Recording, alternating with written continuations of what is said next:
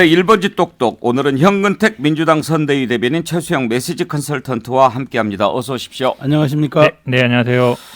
최수영 컨설턴트. 네. TV 토론 싸움만 하는 거지 무슨 그게 토론이 필요하냐. 이 인식은 저는 그건 아닌 것 같아요. 저도 동의하기 어려운데 윤석열 후보의 생각은 이런 것 같아요. 지난번 16번 토론해 보니까 뭐 자기가 나름 선방했다고 밖에서 평가하지만 남는 거는 천공스님 하나 남고 무슨 침 얘기 남고 이런 것만 언론에 이제 막 보도되고 대중에 회자되니 이런 거는 사실 뭐 보니까 정말 우리가 얘기했던 진국은 다 어디로 사라지고 그런 것만 남더라 하는 얘기 같은데 그럼에도 불구하고 그때는 경선이잖아요. 지금은 본선입니다. 예. 지금 국민의 선택에 딱 한 번 투표로 우리의 5년의 대통령 뽑아서 대한민국의 5년의 존망을 맡기는 그런 중차대한 선거 아닙니까? 그런데 토론 뭐 무용론 이런 거는 저는 제가 보기에 윤 후보가 토론 깊이로 비춰질 수도 있고 그건 다분히 공급자적 시각이죠. 그건 수용자인 국민이 주권자가 판단해야 될 문제 아닙니까? 그런 점에서 윤석열 후보의 인식은 대단히 아쉽고 그리고 저렇게 피하다 보면 공약 얘기를 또 했는데 제가 정말 지적하고 싶은 그런 얘기예요. 공약을 가지고 국민이 판단하라? 그건 안 됩니다. 왜? 공약은 당선되면 타고 온 배를 불사르듯이 많이 버린 경우들이 많아요. 그건 안 되고 토론 과정을 통해서 후보가 어떤 철학과 비전을 갖고 있는지 국민이 본능적으로 판단하고 감으로 느끼고 이성적으로 수용하는 그런 과정을 거쳐야죠. 예. 아니 뭐 학문침 뭐 무슨 스님 이렇게 얘기하는 것이 불편하다고 해도 유권자가 판단한다고 하는 게 그런 말을 한 사람은 안 되잖아요. 그렇죠. 그러니까 그 분명히 평가를 했잖아요. 그러니까 예. 그건 제가 그래서 공급자적 시각이다. 그 당신이 편한 대로 그것을 해석하지 말아라라고 제가 얘기를 하거든요. 학문침 공격해서 그 사람이 됐으면 그렇죠. 그건 문제가 있지만 그런 말을 가지고 공격하는 것을 유권자들이 보고 또 평가를 하지 않나요? 그렇습니다. 현근택 대변인 지금 만약에 그런 토론에 이런저런 문제가 있고 정책 대결로 못 간다고 한다면 그 제도를 바꾸자고 그러면 되잖아요. 그렇죠. 우리 뭐 토론에 대해서 좋은 말 있지 않습니까? 토론으로 세상을 바꿀 수는 없다. 근데 토론 없이 세상 바꿀 수 없다. 그 말은 뭔 말이냐면 토론이 뭐 정치나 이 선거의 단은 아니에요. 하지만 중요한 요소가 되는 거거든요. 이번에 3프로 TV가 많은 국민들이 관심을 갖는 이유가 뭐겠습니까? 그동안 이건 경제 정책에 대해서만 한 거거든요. 근데 심도 있게 한 거예요. 그 전에 토론회들은 일문일답식이고 한 번 얘기하고 뭐 3분 내 뭐 1분 내에 있기 때문에 깊이 있게 안 되는데 이번 1시간 반 정도 한 거란 말이에요. 질문도 어느 정도 사전에 줬고 그러다 보니까 깊이 있는 게 된 거거든요. 국민들이 굉장히 목말라 하고 있던 거 드러난 거예요.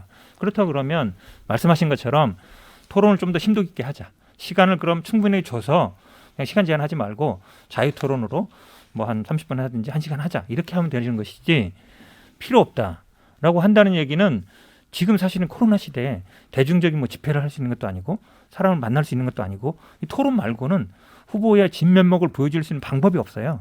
그렇게 본다 그러면 이거 피하면 안 된다. 국민들에 대한 기본 예의라고 봅니다. 얘기 나온 김에 TV 토론 방법을 좀 개선할 필요가 있을 것 같아요. 그러니까 현근택 대변인 지금 잘 지적을 해 주셨는데 요즘 뭐 저도 기사를 보니까 3프로 TV가 나라를 구했다 뭐 이런 얘기까지 나온다고 하던데 저도 TV 토론 이렇게 이제 진행도 해보고 후보들하고 이렇게 얘기를 해보면 지금 그런 시스템 가지고는 국민들이 제대로 안 보고 또 평가를 못하게 돼 있어요. 지금 뭐 국민의힘에서 윤석열 후보가 TV 토론 피한다고 하니까 법정 토론 3회를 뭐 더 늘리는 법을 만든다 막 이렇게 얘기가 나오던데 그러는 건 말고 지금 왜 3프로 TV가 그렇게 많은 사람들이 보게 됐느냐. 지금 지적하신 그런 거 있잖아요. 국민의힘 경선 때도 보면 마수 토론 때 가장 시청률이 높았어요. 관심을 많이 갖고. 그러니까 뭐 정말 모든 후보들 다 해가지고 일률적으로 뭐 시간 똑같이 3분만 하세요. 시간 다 됐습니다. 어떻게 그걸 가지고 검증합니까? 그러니까 제대로 검증할 수 있도록 시스템을 한번 바꿔보자 이거죠. 그러니까 저는 이 3프로 TV가 많은 영감을 줬던 게 1대1 토론한 게 아니거든요.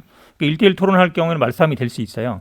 근데 전문가 세 분이 각자 역할을 맡아가지고 미리 이제를 주고 그거에 대해서 한 번 질문하고 답변만 한 게 아니라 다시 질문하고 답변하면 다시 질문하고 한 두세 번만 그 질문을 다시 하면요. 그 얼마나 알고 있는지 본질을 깨고 있는지 알 수 있습니다. 그러니까 단순히 머리로 하는 거하고 실제로 본인의 지식인가하고 다르기 때문에 단순히 공부한 게 아니라 그래서 아마 토론 시스템을 이런 식으로 1대1 토론이든 아니면 전문가 몇 명 패널을 구성해서 심층 어떤 면접식으로 하든 방식은 뭐 충분히 저는 개선할 필요도 있다고 봅니다. 그렇죠. 많이 보는 예. 토론. 그렇죠. 그리고 제대로 검증할 수 있는 토론. 그런 토론 방법을 좀 찾아야죠. 그러니까 저도 동의하는 게 그런 거예요. 그러니까 신상, 사생활 이런 문제가 사실은 좀 곤란하고 네거티브로 치달을 수 있다라고 하면 그건 빼면 되는 거예요. 후보 간 합의하에서 그건 하지 않는다라고 약속을 하고 나머지 부분을 정말 심도 있게 해야 돼요. 그러니까 저는 우리가 사실 토론의 가장 큰 것들이 우리가 이제 인사청문제도에서 나오지만 이게 말하자면 네거티브로 가게 되면은 정말 본질은 사라지고 수박 겉핥기만 되잖아요. 정말 정책 질의하게 되면은 몇 가지 못 물어요. 그리고 시간 제한도 너무 우리가 딱딱하고 그러니까 빡빡하기 때문에 그렇기 때문에 저는 이런 부분에 대해서 좀 말하자면 이번에 3%도 3% TV 뭐 그 유튜브도 좋았지만 기본적으로 여기에 대해서 그 본인이 갖고 있는 소양을 충실하게 이야기해서 시간을 주고 진행하는 방식도 조금 바꿔야 돼. 지금은 너무 정형화되어 있는 데다가 기계적 배분이라서 오히려 그냥 끝나고 나면은 사실 뭐가 남는지 사실 저도 모르겠다는 생각이 많이 들기 때문에 이런 부분은 어쩌면은 우리가 이번 대선을 통해서 앞으로 우리 향후 정치 과제로 남겨둘 수 있는데 그렇다고 너무 시간이 많이 걸리니까 지금부터라도 제한적으로 좀 도입할 필요가 있겠다는 생각입니다. 그런 점에서 보면 윤석열 후보가 지금 TV 토론 관련한 발언이 어떻게 보면 TV 토론의 새로운 방식을 만들어 나갈 수 있는 좋은 계기가 그렇죠. 될 지금 수도 모멘텀입니다. 있어요. 예. 그러니까 저는 사실 어쨌든 토론 능력은 곧 그 사람 후보의 능력입니다. 그러니까 사람이 말이라는 게 결국 생각의 총합이기 때문에 그렇다면 그 약간 뭐 말이 어눌하든 말이 좀 느리든 빠르든 그건 중요하지 않아요.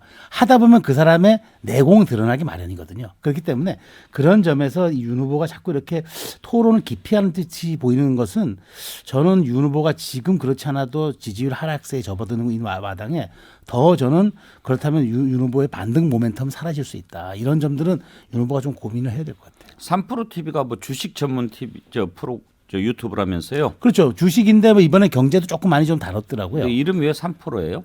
그 세 명의 프로 선수라는 뜻 같아요. 아. 세 명이더라고요. 제가 보니까 세 명이 하는데 각자가 어떤 프로라는 그런 생각 때문에 예, 프로페셔널리스트 그런 세 명이 그래서 프로 진행한다. 예, 프로 세 명이 진행하는 아. 3프로 TV 저도 이렇게 받아들였습니다. 그렇구나.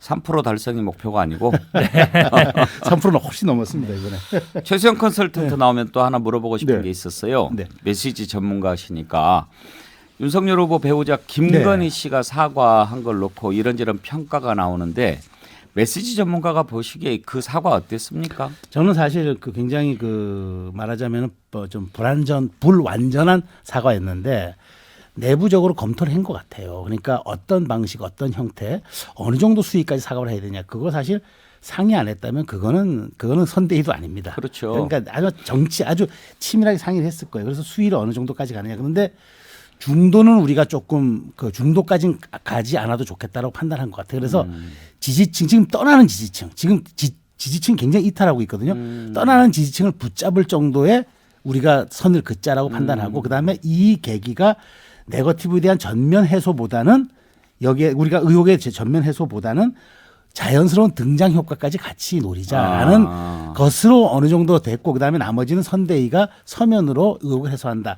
추가적인 그 의혹 때는 추가 사과도 고민할 필요가 있겠지만 민주당이 여러 가지를 고려해서 다시 역공을 펼칠 거기 때문에 이 부분 한번 스텝을 들여다보고 가자라고 판단한 것 같아요. 역시 메시지 전문가답습니다. 이제까지 그 평가 여러 가지를 제가 들어봤는데 최수영 컨설턴트 말씀을 들어보니까 가장 적합한 분석인 것 같습니다. 민주당에서는 뭐 악어의 눈물에 빗대서 악어의 콧물 그러고 남편한테 하는 사과냐 국민한테 하는 사과냐 그럴 거면 차라리 집에서 해라 뭐 그렇게 얘기를 하던데요. 그거보다요. 근데 저는 뭐 약간 동의하기 어려운 게 뭐냐면 사과할지 말지 여부나 그 사과문 작성은 선대위가 관여하지 않은 것 같아요. 아 그래요? 네, 왜냐하면 선대위는 확실하게 그 해명 자료 뒤에 나눠준 거 있잖아요. 14장짜리. 그거는 이제 선대위나 법률가들이 검토한 게 맞습니다. 쓰는 용어나 이런 걸 보면. 근데 앞에 사과문이나 특히 사과할지 말지 여부는 본인이 했다라고 지금 윤석열 후보도 얘기하고 있거든요. 예. 그러니까 사과문도 만약에 선대위에서 관여를 했다 그러면 너무 개인적이고 감성적인 게 많잖아요. 한 3분의 2 정도는 그런 내용이거든요. 뒤에 가서 아마 사과 내용은 짧고 그리고 뭐 뭘 잘못했는지 아니면 내가 뭐 앞으로 어떤 책임을 지겠는지 그런 내용이 전혀 없거든요. 일반적으로 선거를 하시는 선대위에서 관여했다 그러면 앞에 부분은 개인적인 건 좀 짧게 뒤에 사과의 내용 내가 뭘 잘못했다. 그리고 앞으로 어떻게 하겠다, 어떤 책임을 지겠다, 요 내용이 들어가야 되는데 그래도 대선 전국에 매우 중요한 기자회견이고 대국민 메시지인데 선대위가 아무 간섭하지 않고 후보 부인한테만 다 맡겨놓을 수 있을까요? 그게 굉장히 이상하죠. 근데 윤석열 후보가 어제 그 새시대 준비위원회 인터뷰를 보면 본인이 주변 사람들하고 검토해서 2, 3일 동안 작성했다 이랬거든요. 그렇게 본다 그러면 저는 관여를 안 했을 가능성이 높다. 아니, 근데 그게 굉장히 중요하다고 보는 게 왜 그러냐면 그 후보 부인 개인의 일이 아니거든요. 이 선거 후보에 대한 거기 때문에 선대위가 당연히 관여를 해야 돼요. 해야 되는데 그렇죠. 안 한 것 같다. 오히려 거기서 거기서 좀 이렇게 안 돼 있는 것 같다. 그렇죠. 그게 오히려 좀 문제인 것 같습니다. 아니, 저는 거꾸로요. 그러니까 전문가가 붙었어요. 그래서 철저하게 감성 속으로 가자고 한 거예요. 그래서 에피소드도 부인의 얘기를 다 들었을 거예요. 그래서 이 에피소드로 가자. 요걸 넣자. 요 대목에서 요걸 넣자. 다 판단했어요. 그래서 국민이 전체적으로 보기에 특히나 뭐 반대층이나 중도층이 보기에는 흡족한 사과가 안 된 거예요. 그럼에도 불구하고 내부 논의에서는 그럼에도 불구하고 우리는 여기에서 노리는 것은 감성과 그다음에 낮은 로우키 그로 인해서 일단 지지층에 대해서 극렬 지지층들 그러니까 우호 지지층들이 일단 이탈을 방지하는 선에서 맞고 그 다음 스텝은 그 다음에 판단해 보자. 두 분 말씀 들어보니까 다 그럴 듯하고 일리가 있는데 진실을 누가 알겠습니까? 그렇죠. 본인들은 알겠죠. 예. 다만 그런 부분은 저도 현근택 대변인 말씀 들으면서 그래 그럴 수도 있겠다 싶은 게 일요일 날 오후에 기자회견 했잖아요. 그렇죠. 김건희 씨가. 근데 그날 오전에 정책 발표를 윤석열 후보가 했어요. 네. 경제 정책이 매우 중요한 것 아닙니까? 그런데 그날 오후에 김건희 씨 대국민 메시지 발표한다고 그러니까 엄청나게 많은 사람들이 관심을 가졌잖아요. 그날 저녁에 모든 뉴스가 그게 가장 톱이었고 자연히 윤석열 후보의 경제정책 발표한 게 묻힐 수밖에 없는데 그렇죠. 만약에 선대위에서 조정을 해가 조율을 했다면 그렇게 했을까 하는 생각도 들더라고요. 그러니까 저희도 뭐 그날 뭐 당번 대변인에서 얘기도 있었는데요. 그러니까 시간은 먼저 공지 나왔고 장소는 늦게 나왔거든요. 그래서 많은 분들이 서초동에서 하는가 이런 언론 그 기자들도 있었어요. 그러니까 쉽게 얘기하면 하는 거는 그것도 아마 오전 뭐 오후 좀 넘어갈 때쯤에야 점심시간 전에 결정되긴 했는데 어디서 하는지가 확실히 결정 안 됐거든요. 예. 보통 근데 기자회견이나 우리가 얘기할 때는 한 번에 공지합니다. 시간, 장소. 그리고 주말이었기 때문에 기자들이 좀 안 나올 수도 있거든요. 그러면 사실은 일찍 공지하는 게 맞아요. 오전 일찍 하든가. 근데 그렇지 않았거든요. 예. 그건 뭐냐면 어디서 할지 어떤 형식으로 할지 확실하게 미리 결정을 못 한 거예요. 그런 건 사실은 선대위에서는 그런 일이 잘 없는데 그러고 보면 저는 이게 선대위 차원에서 기획된 건 아닌 것 같다라는 알겠습니다. 생각이 안 들 수가 없어요. 제 의견 얘기할 시간이 있나요? 예, 예. 저는 두 가지가 반영됐다고 봐요. 그러니까 원래는 이번 주 초에 하려고 했을 거예요. 예. 만약 이렇게 흐름을 놓고 보면은 그런데 사면 전국이 있었어요. 금요일 날 박근혜 전 대통령의 사면 소식이 나오면서 주말 뉴스가 그렇게 그걸로 가면서 약간 분산 효과가 생길 수 있다라고 판단한 것 같아요. 윤석열 후보 일요일 공약 발표는 아마 예정돼 있었던 것 같고 그걸 차라리 그게 좀 묻히더라도 지금 타이밍이 맞겠다. 또 여론조사가 월요일부터 오늘부터 돌아가요. 어제부터 돌아갔을 거예요. 이거 굉장히 중요하잖아요. 여기에 일단은 반영시켜야 한다라는 예. 그러다 보니까 주말에 급하게 아마 이 일정이 잡힌 것 같아요. 크게 보면 선대위 개입설, 불개입설 두 가지로 나뉘는 것 같은데. 예. 그나저나 이준석 대표 이제 오늘로 딱 일주일 됐습니다. 선대위 직책을 내려놓고 계속 밖에서 이렇게 지금 얘기를 하고 있는데 오늘 아침에 초선 의원들과 얘기를 했다고 그래요. 그런데 최수영 컨설턴트. 일부 초선 의원들은 대표적 사퇴 얘기도 한다고 하는데 그 정도까지 진전이 될까요? 대표 사퇴는 안 할 거예요. 이건 이준석 대표가 하기 전에는 뭐 탄핵 방법밖에 없는데 그렇게 되면 그 선거 포기하는 거니까 그럴 수는 안 되는 것 같고 전 다만 이준석 대표에 대해서 지금 전방에 압박이 진행되고 있다라는 생각이 들어요. 그러니까 이준석 대표가 지난 주말을 계기로 당내 우군 세력이 좀 많이 사라진 것 같아요. 하태경 의원 정도만 이제 뭐 이렇게 방어에 나서고 홍준표 의원 정도가 외곽 지원인데 지금 저렇게 초재선들까지 돌아섰다는 거는 당내 우호 세력이 사라졌다는 뜻이잖아요. 그러면은 이준석 대표가 지금 이 싸움을 윤 후보와의 싸움을 끌고 갈 동력이 전 사라졌다는 걸 의미하기 때문에 저는 이준석 대표가 지금 아마 고민을 할 겁니다. 그러니까 윤석열 후보 지금 언행으로 봐서는 이준석 대표 화해하거나 예. 혹은 그 수용해서 뭘 바꿀 거나 생각은 전혀 없는 거예요. 어제 제가 김철근 정무실장하고 인터뷰를 네. 했는데요. 그때부터 지금까지 전화 한 통화 없대요. 없었죠. 일부 윤 후보 측근들은 전화했을 것이다라고 안 주장을 했대요? 하는데 안 했을 거예요. 왜냐하면 했으면 이렇게까지 안 와요. 그래도 후보의 전화를 받으면 대표가 이렇게 할 수는 없죠. 이렇다면 저는 이제는 어떻게 되느냐. 이제 윤 후보가 이준석 후보 대표에게 손을 내밀 가능성이 사라졌다면은 이준석 대표가 그러면 여기서 이제 정말로 왜소해져 가지고 당 대표의 직만 아주 수동적으로 가느냐.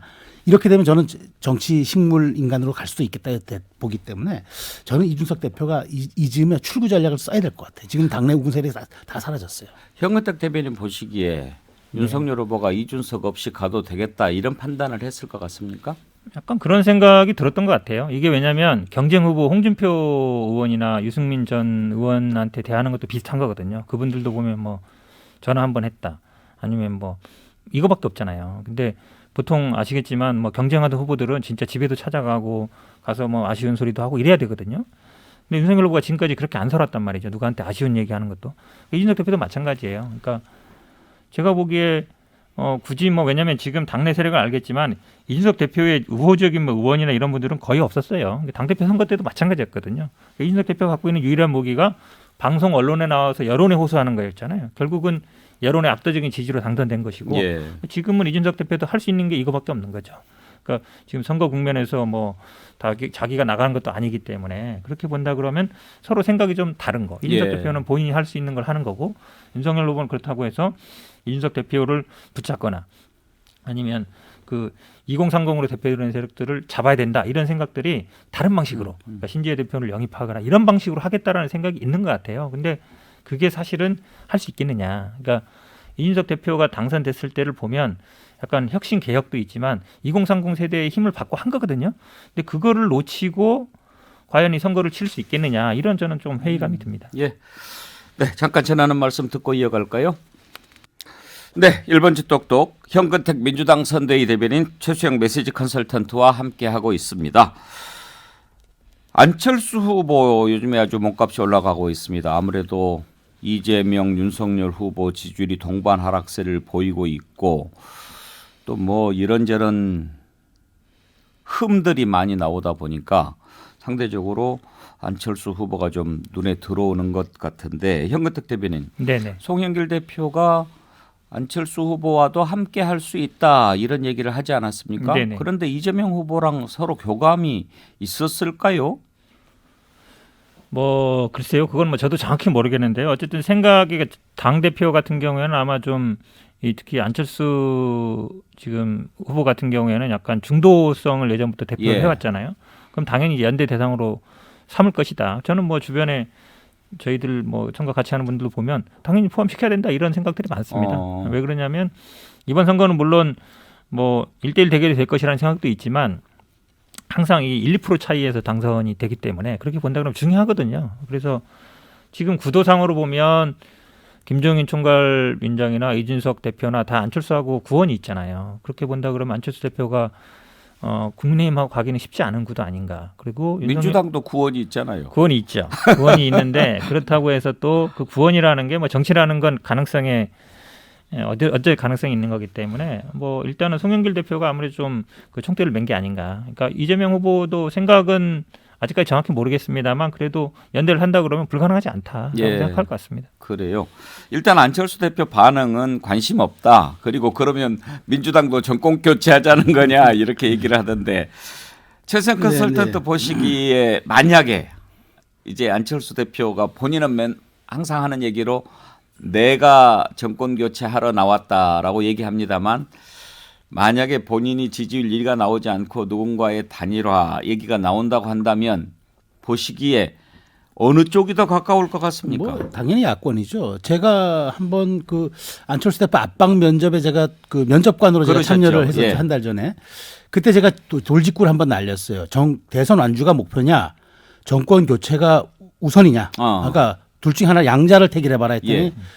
고민하더니 그래도 정권 교체가 우선이라고 얘기를 하더라고요. 그래서 그런 점을 미추어 보면은 어제 송영길 대표 발언은 그런 것 같아요. 그러니까 열린우리당과의 합당이 이제 선언되는 그 시점에 사실 열린우리당과의 합당의 시너지가 그렇게 많지는 않아요. 뭐 어제 여론조사 전문가 얘기를 들어보니까 이미 다 이재명 후보 지지율에 반영이 돼 있다는 거예요. 그러다 보면 오히려 밖에서는 아이고 위성정당 만든 정당이 이게 말이 되냐, 사과도 안 하고 이게 말이 되느냐 하니까 이제 그런 얘기를 꺼내면서 우리 이제 안철수 대표 얘기를 꺼내면서 좀 약간 물타기도 하고 그다음에 이제는 우리 중도로 나아갑니다. 그런 이제 쇼잉을 하는 것의 언급이라고 좀 보여지고요. 사실상 그건 민주당의 그건 기대일 뿐이고 희망사항일 뿐인 것 같은데 어쨌든 야권에서는 이게 파괴력이 클 수밖에 없어요. 지금 윤 후보의 반등 모멘텀이 제가 보기엔 많지가 않아요. 많은 사람들이 그럴 거예요. 지금 토론도 안 하겠다 그러죠. 뭐 가족 리스크는 좀 일부 그럼 사과로 좀 멈췄다고 치더라도 그럼 윤 후보가 계속적으로 이제 뭐 올라갈 수 있는 소재가 있어야 되는데 지금 정권 교체 열망하는 정권 교체 지수도 55%에서 40%대로 내려왔죠. 당 지지율 떨어졌죠. 후보 지지율 떨어졌죠. 이 얘기 세 가지가 흔들린다는 건 구도가 흔들린다는 얘기거든요.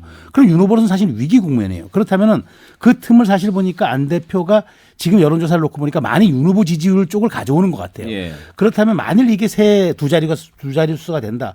그러면 단일화 이슈가 나올 수밖에 없죠. 근데 이거는 흡수 합병의 것이 아니라 두 자리 숫자 대 만일 30%대의 박스권에 멈춘다면 여론조사로 그때 한번 오세훈 단일화듯이 붙어보자면 이 단일화 이슈가 블랙홀처럼 아마 모든 자잘한 이슈들 다 빨아들일 거예요.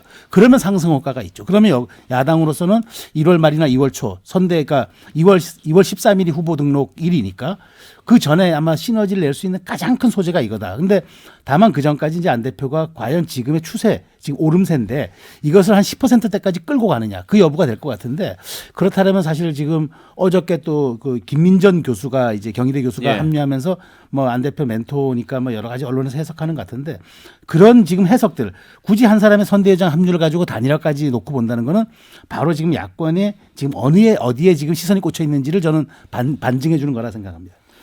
사실 안철수 대표 김종인 총괄선대위원장은 맨 처음에 무시 전략으로 가지 않았습니까? 별로 그렇죠. 뭐 신경 안 써도 된다라고 했는데 지금 오히려 그 지지율이 올라가지 않습니까? 얼마 전 조사에서는 7% 이상까지 나왔단 그렇죠. 말이에요. 네.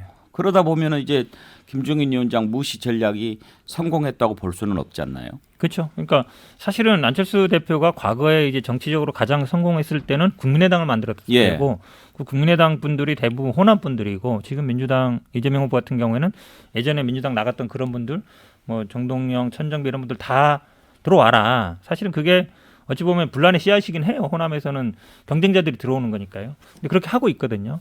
물론 이제 최근에는 야당하고 가까웠지만 그런 분들이 사실은 다 안철수 대표랑 같이 정치했던 분들이거든요. 그러니까 주변 사람들을 다 있는 분들이 다 결합한다 그러면 안철수 대표도 본인이 정치적으로 같이 했던 어찌 보면 동지관계이기 때문에 지금은 많이 줄어들었지만 그렇게 본다 그러면 그리고 사실은 제3의 후보인 경우에는 항상 뭐 연대나 뭐 이런 걸 얘기할 때 당연히 아니라고 하죠. 단일화 뭐 연대 얘기하는 순간 지지율 빠지거든요. 그럼에도 불구하고 사실은 그 공통점으로 찾아본다 그러면 저는 뭐 민주당하고도 공통점이 있다라고 말씀드리고 싶습니다. 안철수 대표 두 자리가 마지노선이다 이렇게 생각하십니까?